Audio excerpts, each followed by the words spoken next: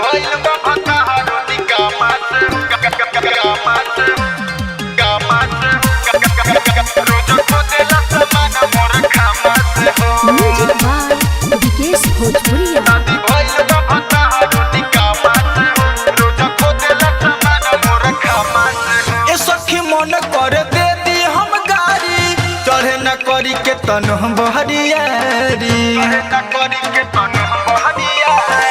ए सखी मन कर दे दी हम गाड़ी चढ़े न करी के तन हम बहरियारी कैसन पड़ल बा जवानी मर्दाना से हो शादी भइल बा भतार निकामा से हो रोज खोदेला सामान मोर खामा से हो शादी भइल बा भतार निकामा से हो रोज खोदेला सामान मोर खामा से हो।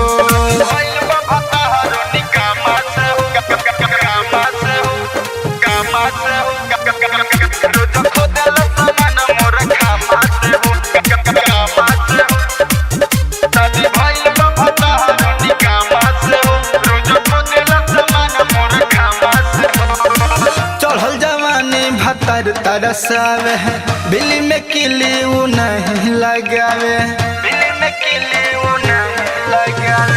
चढ़ल जवानी भतार तरसावे बिल्ली में किली उ नहीं लगावे अरे मनो ई चला के मारी झांगा से हो शादी भइले भतार बानी कामा से हो रोज खोदेला सामान मोर खामा से हो शादी भइले बा भतार निकामा से हो रोज खोदेला सामान मोर खामा से हो।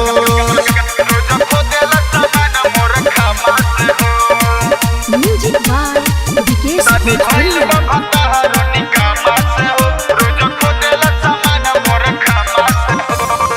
लालजी सिकंदर बड़ा दुख देला समदेव प्रेमी न धक सुते कोरा लालजी सिकंदर बड़ा दुख देला समदेव प्रेमी न धक सुते कोरा काटी देवे बड़ी लगी नहीं लंगा से हो शादी भइल बा भतार निकामा से हो रोज खोदेला सामान मोर खामा से हो शादी भइल बा भतार निकामा से हो रोज ढोड़िए में खोदतावे खामा से हो।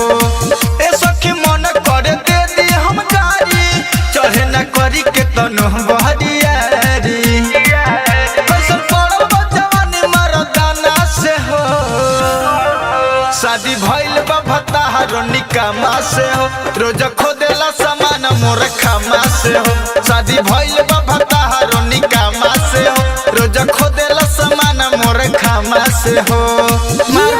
Recording studio Delhi.